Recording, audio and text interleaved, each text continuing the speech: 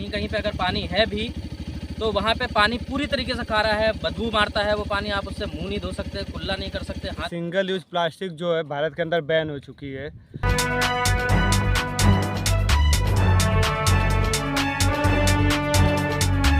प्रकृति के साथ साथ ये मानव जीवन के लिए भी काफ़ी ज़्यादा हानिकारक है। चनौद गांव के पास में खाड़ी है, दमनगंगा नदी खाड़ी। और जैसा कि आप देख सकते हैं कि पहले भी हमने अपने वीडियो के माध्यम से कई बार ये चीज़ें आपको दिखाई हैं। ये जैसे देख सकते हैं कि नगर पालिका का जो कचरा है, जो नामदा चंडोर में डंपिंग एरिया है इसका, और वहाँ पे ही डंप किया जाता है। लेकिन यहाँ पर आप देख सकते हैं कि सालों से इस कचरे को पहले वहाँ डंप किया जाता था। कई बार इस बात की जानकारी नगर पालिका को दी गई है, संबंधित अधिकारियों को भी दी गई है, लेकिन उसके बावजूद भी आप देख सकते हैं कि किस तरीके से प्रकृति के साथ खिलवाड़ किया जा रहा है। दूसरा आप देखेंगे कि सब पानी की जो कमी है, वापी के अंदर ऐसे पानी की कमी थी नहीं, लेकिन आज के समय में वापी के अंदर 59% पानी की जो कमी है वो कहीं ना कहीं हो चुकी है। और दूसरा जो आपको बता दें कि कहीं कहीं पे अगर पानी है भी तो वहाँ पे पानी पूरी तरीके से खारा है, बदबू मारता है वो पानी। आप उससे मुंह नहीं धो सकते, कुल्ला नहीं कर सकते, हाथ पैर नहीं धो सकते, लेकिन उसके बावजूद भी ये कचरा लगातार फेंका जा रहा है।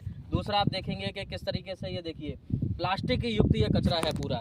जो डंपिंग जोन है चंडोर में, वहाँ पर बताया जाता है कि जो घरेलू खाना है उसका कचरा वहाँ पर डंप किया जाता है, और वहाँ से ये कचरा भर के यहाँ दमनगंगा नदी के किनारे किनारे जो रास्ता है तो पूरी तरीके से रास्ते को ख़राब कर दिया गया, और वहाँ से इस कचरे को लेकर आया जाता है और यहाँ पर डंप किया जाता है।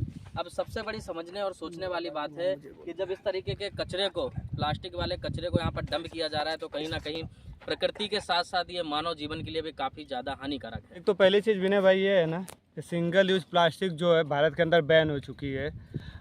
दूसरी चीज़ ये कि प्रशासन ध्यान किस चीज़ पे दे रही है, जब सिंगल यूज प्लास्टिक बंद हो चुका है। और ये ऐसी चीज़ है कि कई 100 साल लग जाते हैं इनको डिकम्पोज होने में। और अगर हमारे कैमरा पर्सन अगर आपको दिखा पाएंगे तो यहाँ पे सिंगल यूज प्लास्टिक ही है जो आपको दिखाई दे रही होगी। और ये चीज़ें कैसे कैमरा मेरी तरफ करो तो मैं भी कुछ बात कर पाऊँ इस विषय पे। दूसरी चीज़ ये सिंगल यूज प्लास्टिक है, और यहाँ का नगर पालिका ही, मुझे जहाँ तक ध्यान है कि ये चीज़ें नगर पालिका ही करवा रहा है। इसको डिकम्पोज कैसे करवा रहा है, ये चीज़ें जब बारिश आएंगी, और ये थोड़ा बहुत नहीं है, अगर कैमरा पर्सन घुमा के भी दिखाए होंगे तो ये बहुत ज़्यादा है।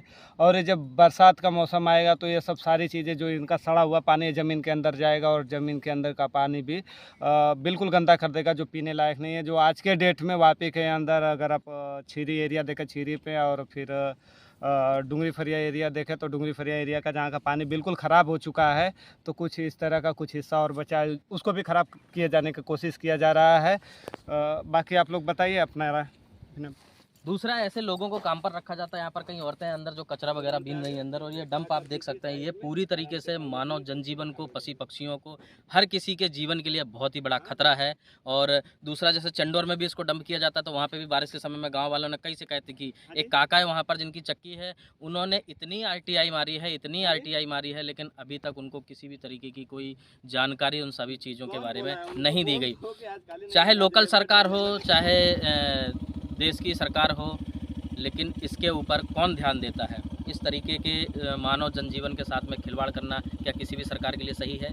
चुनाव के समय में जैसे कि अभी आपने देखा कि दिल्ली में आग लगी थी कचरे के अंदर, तो उस न्यूज़ को पूरे नेशनल इंटरनेशनल न्यूज़ वालों ने लगातार दिखाया, लेकिन जहां हम रहते हैं, जहां आप मीडिया कर्मी रहते हैं, क्या वहां पे इस तरीके की जो घटना होती है वो कोई दिखाता है क्या? ये आप देख सकते हैं पूरा डंप एरिया है। ये डंप एरिया नहीं है, यहाँ पर लाकर डंप किया जाता है और उसके ऊपर मिट्टी डाल दी जाती है, मतलब ज़मीन के अंदर इस कचरे को दबा दिया जाता है और ऊपर से मिट्टी डाल दी जाती है, जिससे पता नहीं चलता।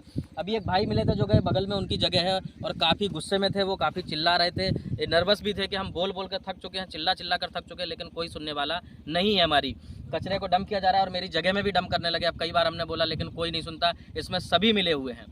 अब ये तो एक जांच का विषय और उस पर कड़ी जांच भी होनी चाहिए। दूसरा, ये चुनाव का माहौल है, तो ये सभी चीज़ों को मद्देनजर रखते हुए ये कार्रवाई भी होनी चाहिए, जांच भी होनी चाहिए। दूसरा, समाज का अपना क्या राय है हमें कमेंट बॉक्स में कमेंट कर जरूर दें। जय हिंद, जय भारत।